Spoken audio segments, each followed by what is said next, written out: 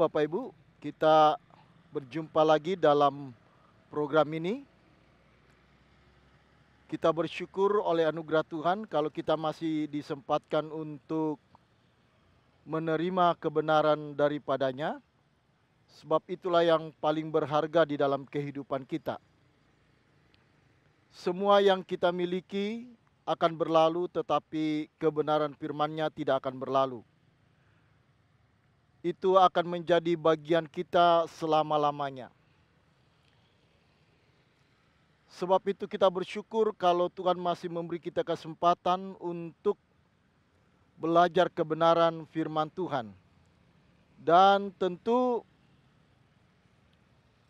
hal ini tidak kebetulan kalau Bapak Ibu boleh menyaksikan tayangan ini. Kita yakin tidak ada kebetulan di dalam Tuhan. Semua dalam kehendak dan rencananya. Semua dalam pemeliharaannya yang sempurna atas hidup kita. Pada kesempatan ini, kita akan belajar kebenaran firman Tuhan dari Matius pasal yang ke-28, ayat yang ke-19 sampai ayat yang ke-20. Matius pasal 28 ayat 19 dan ayat yang ke-20, saya akan membacakannya kepada kita sekalian. Karena itu pergilah, jadikanlah semua bangsa muridku dan baptislah mereka dalam nama Bapa dan Anak dan Roh Kudus.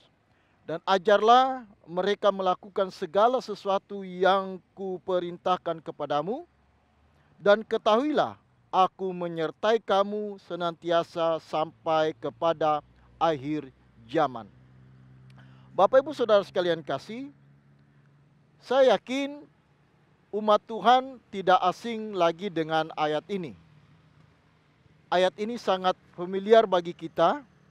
Ini adalah amanat agung yang disampaikan oleh Tuhan Yesus kepada setiap orang percaya. Merupakan tugas yang harus kita emban. Merupakan bagian yang harus kita kerjakan.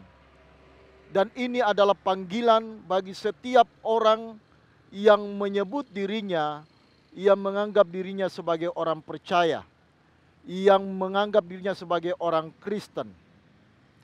Ini tidak bisa kita hindari. Ini tidak bisa kita lalaikan. Ini harus kita tunaikan. Ini perintah Tuhan Yesus yang terakhir kepada murid-muridnya sebelum naik ke surga. Inilah mengapa ayat ini disebut sebagai amanat agung. Adalah semua amanat yang sangat mulia yang harus kita tunaikan.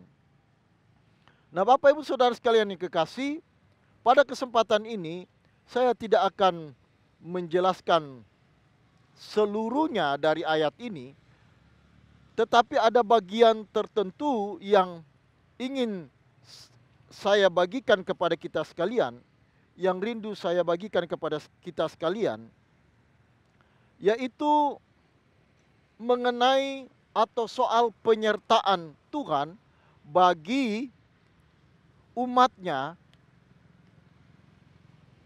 yang mau melakukan amanat agung ini, yang mau mengerjakan amanat agung ini. Dalam ayat ini Tuhan Yesus berkata bahwa Dia akan menyertai orang yang melakukan amanat agung ini. Ya. Nah, kata menyertai inilah yang sangat disukai oleh banyak orang Kristen. Dan kata ini sering diangkat sebagai dasar untuk menghadapi berbagai macam persoalan pergumulan atau menghadapi berbagai macam hal yang dikerjakan. Bapak Ibu Saudara sekalian kekasih, penyertaan Tuhan tentu kita harus pahami dengan benar. Khususnya dalam konteks ayat ini. Dalam ayat ini, tak kala Tuhan berkata atau memerintahkan para muridnya untuk pergi menjadikan semua bangsa murid, Tuhan tidak melepas begitu saja. Tetapi Tuhan memberi jaminan bahwa Dia akan menyertai. Tentu Tuhan punya dasar mengapa Tuhan menyatakan bahwa Dia akan menyertai. Mengapa? Sebab Tuhan tahu betul, Tuhan Yesus tahu betul bahwa apa yang diperintahkan kepada muridnya bukan hal yang mudah, bukan hal yang gampang, dan bukan hal yang tidak mengandung resiko. Bisa sangat berisiko, dan tentu Tuhan Yesus tahu hal ini. Itulah mengapa Tuhan Yesus memberikan jaminan ini. Di samping itu, Tuhan Yesus juga ingin meneguhkan para muridnya. Tentu Tuhan Yesus juga tahu bahwa para muridnya bisa timbul keraguan. Sebab untuk menunaikan tugas ini tentu tidak mudah.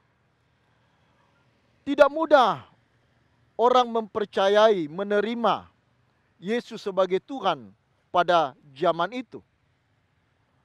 Sebab bagi banyak orang, apalagi yang mengetahui silsilah Tuhan Yesus lahir dari keluarga Yusuf yang adalah orang biasa yang mereka kenal, sekali lagi tidak mudah. Ini sebuah tantangan yang berat. Karena itu Tuhan Yesus pernah berkata kepada murid-murid, "Aku mengutus kamu ibarat domba ke tengah serigala." Karena itulah Tuhan Yesus menyatakan hal ini kepada para murid, menyampaikan ini kepada murid bahwa Tuhan Yesus akan menyertai mereka untuk melakukan tugas yang mulia ini. Nah, bagi banyak orang Kristen, seperti yang saya katakan bahwa sangat senang, dan ini dijadikan jaminan dalam menjalani hari hidupnya. Dan ini selalu dikumandangkan saat menghadapi berbagai macam pergumulan atau bahaya yang menghadang dalam perjalanan hidupnya. Namun pada kesempatan ini mari kita lihat dengan baik apa yang dimaksud dengan penyertaan Tuhan di sini. Nah, Bapak Ibu Saudara sekalian dikasihi, sebelumnya kita perlu mengetahui dan saya sampaikan kepada kita, di dalam kedua ayat ini ada dua kata kerja penting yang harus ditunaikan oleh para murid. Kata kerja yang pertama yaitu mateteusate, yaitu muridkanlah. Jadikanlah semua bangsa muridku. Nah, Bapak Ibu Saudara sekalian yang kekasih, itu ada di ayat yang ke-19. Dan kemudian selanjutnya kata kerja berikutnya yang kedua itu adalah idou. Idou di dalam ayat yang ke-20. Nah, pada kesempatan ini saya tidak akan membahas mengenai mateteusate atau muridkanlah. Saya secara khusus hendak menjelaskan soal kata kerja yang kedua yaitu idou. Idou. Nah, Bapak Ibu Saudara sekalian yang kekasih, kata kerja idou dalam bahasa Inggris diterjemahkan behold.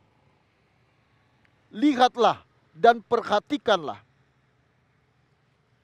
Kata idou seringkali digunakan dalam Injil Matius. Salah satu fungsinya adalah untuk mengalihkan perhatian dari yang satu kepada yang lainnya. Jadi kata idou ini hendak menunjukkan suatu kegiatan untuk mengalihkan perhatian seseorang dari satu kegiatan-kegiatannya yang lainnya ke satu perhatian ke perhatian yang lainnya. Nah, Bapak Ibu Saudara sekalian yang kekasih, yang dimaksud di sini mengalihkan perhatian dari perhatian yang satu, Tuhan Yesus hendak mengalihkan perhatian para murid dari kata kerja pertama, yaitu muridkanlah, kepada kata kerja berikutnya, yaitu ketahuilah, perhatikanlah. Nah, Bapak Ibu Saudara sekalian yang kekasih, di sini kita melihat bahwa Tuhan Yesus mengalihkan perhatian mereka dari amanat memuridkan kepada sesuatu yang lebih penting daripada memuridkan, yaitu membaptis dan mengajarkan. Apa yang lebih penting di sini? Yesus berkata, "Aku sendiri yang beserta dengan kalian. Aku menyertai." Artinya Tuhan hendak menunjukkan bahwa saya sendirilah yang menyertai kalian. Kalian harus tahu, kalian harus mengerti bahwa dalam tugas kalian untuk memuridkan, aku sendiri yang menyertai kalian. Aku sendiri yang akan mendampingi kalian. Nah, tentu yang dimaksud oleh Tuhan di sini adalah hendak menunjuk kepada Roh-Nya yang kudus yang akan diberikan kepada para murid. Karena itu, sebelum Tuhan Yesus naik ke sorga, Tuhan Yesus mengatakan bahwa aku akan memberikan penghibur bagimu. Ditulis di dalam Injil Yohanes. Dan kemudian digenapi di dalam Kisah Para Rasul, di mana Tuhan Yesus mencurahkan Roh Kudus kepada mereka di loteng Yerusalem. Nah, Bapak Ibu Saudara sekalian yang kekasih, penyertaan Tuhan ini penting bagi para murid. Sebab kalau Tuhan Yesus tidak menyertai, tentu para murid tidak akan mampu, tidak akan bisa menunaikan tugas yang berat ini. Bapak Ibu Saudara sekalian yang kekasih, jadi ini penting untuk diketahui oleh para murid. Sebab suksesi dari pelayanan para murid, pekerjaan yang dilakukan murid, itu tentu sangat tergantung dari hal ini. Sejauh mana Tuhan menyertai mereka. Jadi yang jauh lebih penting daripada pemuridan dan harus diberi perhatian yang serius adalah janji penyertaan Tuhan sepanjang masa sampai akhir zaman. Mengapa Bapak Ibu ini lebih penting? Sebab semua apa yang dikerjakan oleh para murid tidak akan berarti sama sekali kalau Tuhan tidak menyertai. Ada lagu yang berkata, kalau Tuhan tidak menyertai, aku tidak mau melangkah. Mengapa? Sebab akan sia-sia. Tidak ada gunanya. Tidak akan berdampak. Tidak akan membuahkan hasil apabila Tuhan tidak menyertai. Jadi ini yang menjadi kunci. Ini yang menjadi hal yang paling penting, yaitu bahwa penyertaan Tuhan kepada setiap orang yang pergi untuk melakukan pemuridan, yang dimana mereka harus membaptis dan mengajarkan mereka seluruh kebenaran.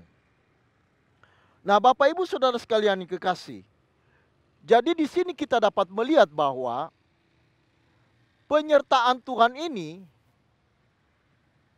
bersifat khusus. Bersifat khusus Bapak Ibu. Nah, banyak orang ingin disertai oleh Tuhan, tetapi mereka tidak mau pergi untuk melakukan tugas tanggung jawab ini. Banyak orang mempersoalkan, maksud saya banyak orang menginginkan penyertaan Tuhan dalam kehidupannya. Tetapi mereka tidak mau pergi untuk melaksanakan amanat agung Tuhan ini. Jadi sangat bersyarat apa yang disampaikan oleh Tuhan Yesus. Penyertaan Tuhan ini diberikan menjadi jaminan hanya kepada orang yang melaksanakan amanat agung ini. Dan memang semua orang Kristen dipanggil untuk melakukan amanat agung ini. Bukan hanya pendeta, bukan hanya penginjil, bukan hanya nabi, bukan hanya guru-guru Injil atau guru-guru agama, tetapi semua orang Kristen dipanggil untuk melakukan amanat agung ini. Nah, banyak orang yang mau Tuhan menyertai hidupnya. Atau boleh saya katakan bahwa semua orang Kristen menginginkan penyertaan Tuhan di dalam hidupnya. Tapi persoalannya adalah apakah yang Bapak Ibu kerjakan itu dalam rangka melaksanakan amanat agung ini? Nah, seperti yang saya katakan sejak awal, banyak orang yang menyukai kata ini dan memegang teguh bahwa Tuhan akan menyertai. Tapi persoalannya adalah penyertaan Tuhan ini tidak dipahami dalam konteks yang benar. Banyak orang Kristen yang hidup suka-suka, melakukan keinginannya sendiri, tetapi diminta Tuhan menyertai. Banyak orang Kristen hidup hanya untuk kesenangannya, hanya untuk cita-citanya pribadi, hanya untuk keinginannya pribadi, tetapi Tuhan diminta untuk menyertai, diharapkan untuk menyertai. Tuhan pasti menyertai. Tuhan sedang memberikan janjinya ini, tetapi persoalannya adalah apakah yang kita kerjakan itu memiliki hubungan, relasi, memiliki dampak, memiliki kaitan dengan apa yang diperintahkan oleh Tuhan Yesus, apa yang diamanatkan oleh Tuhan Yesus. Jangan hanya mau Tuhan menyertai, jangan hanya mau penyertaannya, tetapi tidak melakukan tugasnya, tidak melakukan tanggung jawabnya.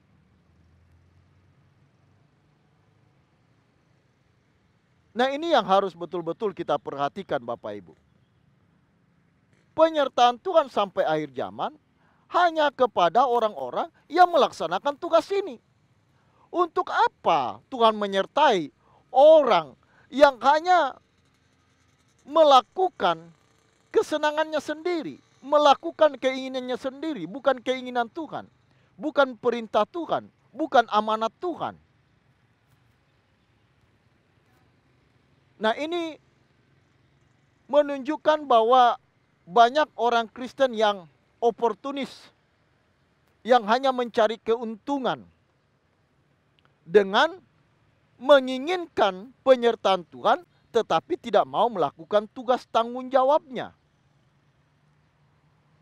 Mereka biasanya beralasan itu tanggung jawab pendeta, itu tanggung jawab gembala, itu tanggung jawab penginjil, itu tanggung jawab guru agama, itu tanggung jawab para nabi atau rasul.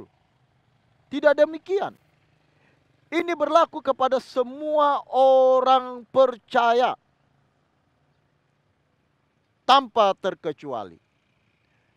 Bahkan saya mau katakan, justru inilah alasan kita hidup di dunia ini, yaitu untuk melakukan amanat agungnya.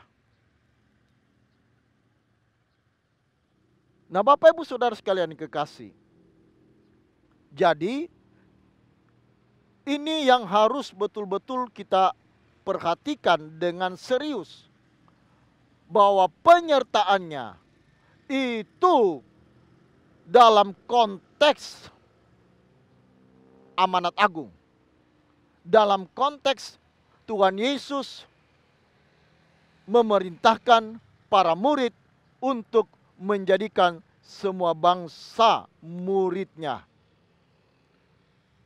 Bapak Ibu Saudara sekalian yang kekasih, nah apa arti penyertaan Tuhan bagi para murid? Penyertaan Tuhan adalah kunci keberhasilan mereka dalam menjalankan amanat agung ini. Kunci keberhasilan seorang murid bukan kehebatannya dalam berbicara, bukan karena karunia-karunia yang dia miliki. Sebab karunia itu juga berasal dari Tuhan. Asalnya dari Tuhan. Kunci keberhasilan para murid bukan karena mereka memiliki pemahaman Alkitab yang penuh, yang lengkap. Walaupun itu memang juga harus. Memang harus. Sebab bagaimana seseorang mengajarkan yang lainnya kalau dia tidak mengerti kebenaran, tidak mengerti Alkitab. Sebab Tuhan juga berkata bahwa ajarkanlah mereka melakukan segala sesuatu yang telah kuajarkan kepadamu. Nah, bagaimana kita bisa mengajarkan orang lain kalau kita tidak mengerti Alkitab? Ini harus mutlak. Tetapi lebih daripada itu, Bapak Ibu, kuncinya adalah pada penyertaan Tuhan. Itu kuncinya. Ini yang menjadi patokannya. Nah, Bapak Ibu Saudara sekalian dikasih, kalau Tuhan tidak menyertai, maka amanat agung ini tidak akan bisa berlangsung sampai saat ini. Kalau kita melihat Bapak Ibu cerita mengenai Yusuf, bagaimana ia menjadi seorang yang selalu berhasil dalam pekerjaannya, yang ditulis dalam Kejadian pasal 39 ayat yang kedua. Yusuf berhasil karena penyertaan Tuhan. Tapi jangan lupa, Yusuf melakukan rancangan Tuhan. Yusuf melakukan rencana Tuhan. Dan untuk menunaikan tugas tanggung jawab ini, untuk menunaikan panggilan ini, Yusuf harus melalui lika-liku kehidupan yang begitu berat. Yusuf harus menghadapi berbagai macam tantangan, persoalan yang berat. Yusuf harus mengalami banyak penderitaan, banyak kesakitan. Tetapi itu bukan masalah. Sebab itulah harga yang harus dibayar. Tapi yang penting adalah penyertaan Tuhan. Sebab kalau Tuhan menyertai, kita bisa melalui semua hal yang terjadi dalam kehidupan kita. Apapun yang terjadi, apapun yang kita hadapi dalam rangka tugas itu, tidak masalah. Yang penting Tuhan menyertai. Sebab itulah jaminannya. Dan kita melihat bahwa kalau Tuhan menyertai, semuanya akan bisa kita tunaikan. Nah, Bapak Ibu Saudara sekalian yang kekasih, jadi ini bagian yang penting yang harus benar-benar kita renungkan. Nah, pertanyaannya sekarang adalah, apakah arti penyertaan Tuhan bagi saudara dan saya? Apa arti penyertaan Tuhan bagi saudara dan saya? Kalau saudara mengharapkan penyertaan Tuhan, apa tujuannya? Kalau Bapak Ibu menginginkan penyertaan Tuhan, apa dasarnya? Apa latar belakangnya? Itu penting. Apakah penyertaannya hanya sekedar untuk menolong kita dalam masalah pribadi kita sendiri? Apakah penyertaannya berarti untuk keberhasilan kita dalam menjalankan amanatnya yang kita emban? Nah, ini yang harus kita persoalkan. Ini yang harus kita pertanyakan. Waktu kita berdoa, Tuhan, mohon penyertaan-Mu. Dalam hal apa? Untuk hal apa kita meminta penyertaan Tuhan? Apakah hanya untuk sekedar menyelesaikan masalah kita sendiri? Seperti yang saya sudah singgung di awal. Seperti yang saya sudah katakan di awal. Bahwa banyak orang Kristen menginginkan penyertaan Tuhan hanya untuk kesenangannya. Karena dia begitu berat mencapai keinginannya, ya, berbagai macam upaya dia sudah lakukan. Berbagai macam hal dia sudah upayakan, tetapi ternyata dia belum bisa mencapai apa yang diinginkan tersebut. Bahkan mungkin dia sudah melakukan hal-hal yang tidak dikehendaki oleh Tuhan. Dia sudah ke orang pintar, dia ke dukun dan segala macam. Nah, karena tidak atau belum mencapai itu, kemudian dia datang kepada Tuhan untuk mohon penyertaannya. Tidak salah memohon penyertaan Tuhan, tetapi persoalannya untuk apa? Dalam rangka apa? Kalau hanya untuk kepentingan kita sendiri, itu yang saya katakan tadi, sebagai orang Kristen yang oportunis, yang hanya mau memanfaatkan kasih dan kuasa Tuhan untuk kesenangannya, untuk mencapai cita-citanya. Tidak salah tentu kita melibatkan Tuhan untuk mencapai cita-cita kita. Tetapi persoalannya, apakah cita-cita kita itu berhubungan, berkaitan dengan amanat agung ini? Apa kepentingan Tuhan di situ? Kalau Bapak Ibu bercita-cita menjadi seorang pejabat atau pengusaha yang sukses, atau apapun, apa relasinya dengan pekerjaan Tuhan? Apa relasinya dengan amanat agung? Apa kaitannya? Kalau tidak ada, berarti Anda dan saya hanya mau memanfaatkan penyertaan Tuhan untuk kesenangan diri sendiri. Nah, Bapak Ibu Saudara sekalian yang kasih, perhatikanlah sungguh-sungguh dan serius. Tuhan menyertai kita selalu dan senantiasa. Selalu dan senantiasa sampai akhir zaman. Dengan maksud, dengan tujuan. Catat baik. Dengan maksud, dengan tujuan. Supaya amanatnya yang kita emban sukses dan berhasil. Itu tujuannya. Itu landasannya. Itu dasarnya. Jangan pernah tidak melibatkan penyertaan Tuhan dalam kita menjalankan amanatnya.